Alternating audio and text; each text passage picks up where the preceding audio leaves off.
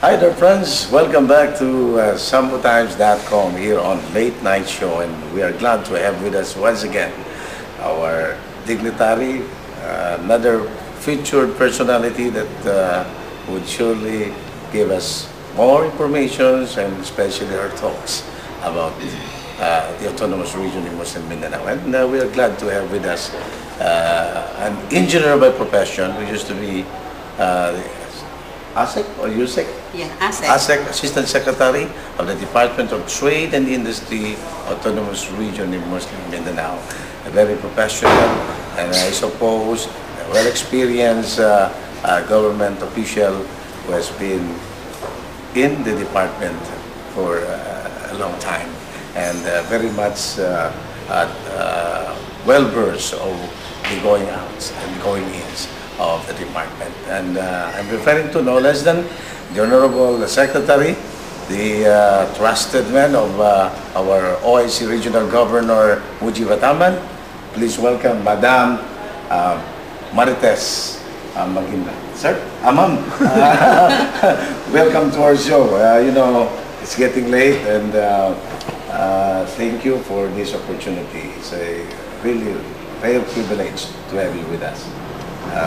Yes, thank you, and I'm so glad to have met and your guests in this program, and I'd like to say good evening, good afternoon, or good evening to all our viewers and to all our spectators and the constituency and the autonomous region in Muslim Mindanao. Well, ma'am, it's about a couple of weeks. When was your appointment?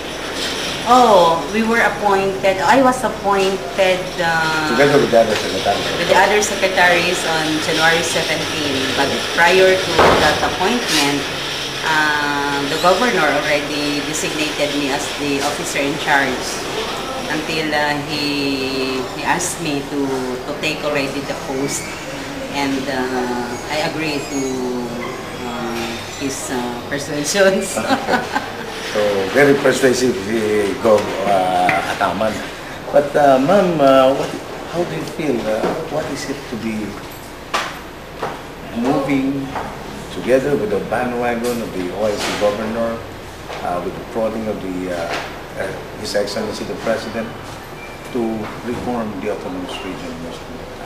Well, if I may respond to that, it just coincides to my calling. You know, since childhood, we were already oriented into doing better. Okay? And it is just, but it just come in time that with the calling of the President to see a reformed autonomous region, and with the leadership of OIC Governor Ataman, I think time is of the essence. And on a personal account, I took it also as a personal crusade, because for months I already put myself ahead. I put my foot ahead of myself, and as I've been consistently claiming that I wanted to be accounted as among one of those who would take the challenge and take the crusade in achieving a well-meaningful autonomous region under the very short span of time. We knew a little, or personally, about our Honorable Secretary, but I believe, being an insider, and who has been there since I suppose the inception of the autonomous region. Yes. So, and we have been seeing we've been each working other together in all other activities. Yes, I agree. And we see you in every gathering, in any meetings of the DTI, as a very dedicated worker, giving your best and contributing something for the army. Now that you are in the pedestal, in the front line, what is your vision for it? Yes, yeah. As you are right. I've been with this government at the time it was concepted. In fact, I was part of the skeletal force already, And I have great contribution with regards to the restructuring or the organization and development of the Department of Science and Technology. For 14 years, I've been with the DOST, taking responsibility or leadership in terms of bringing its programs, not only in the province of Maguindanao, because I was the provincial executive officer of Maguindanao, but I am bringing major programs of DOST for the entire region. And then for the past 8 years, I've been the ASEC. I was promoted to Assistant Secretary of TTI, and now at the helm of the leadership of the TTI. And I took the challenge in the sense that I recognize and I understand the strong points and the weakest point or the flows. And I've been part of the pains, the gains, and the failures and the success of the history of the ARMM. So probably my exposure in terms of working with other agencies, in terms of bringing programs, in terms of the delivery of services to our constituency, and with the underlying principles of the commitment to really serve the Bangsamoro people, the inspirations in it. I think, how do I feel about it? I share the challenge to all the bureaucracy or our people in the Department of Trade and Industry. I wish I could be good at influencing them in thinking and in understanding the same way as I had understood. And I am thinking about achieving a substantial reform. We may not be able to overcome it as changes would not be done overnight, as they say. But, you know, we could always institute the change from within. I mean, it's recommitting, a renewal, and it's about thinking more of oneself. You know, when I accepted this post, I am already considered resigned in my post.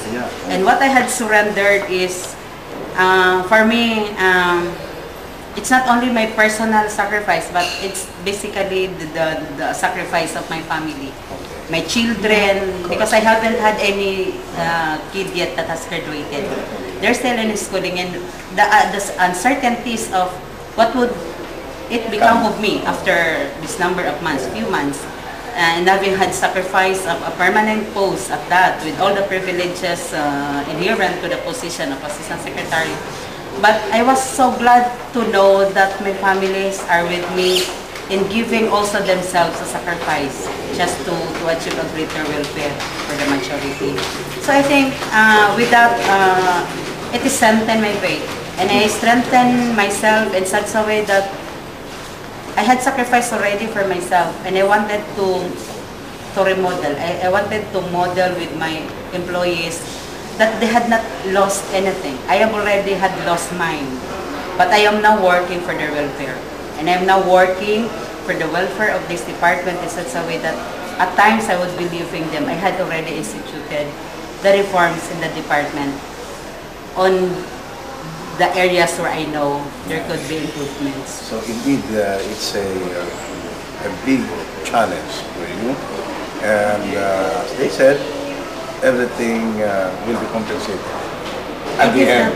I give that to Allah. I give right. that to Allah. I think that's where I'm taking my internal strength, because I do believe in Him. Right. I do believe in the power of Allah subhanahu wa ta'ala, and the trust bestowed on me by Governor Mujib Ataman. I return it back to him by also trusting in his leadership. After all, the dictum that says, as it lives on, there is no glory, there is no sacrifice. Yeah. And there is the live to. And if you could not sacrifice for yourself, how could you sacrifice for the many? Yeah, that's right. You said it right. So anyway, going back to the nitty-gritty,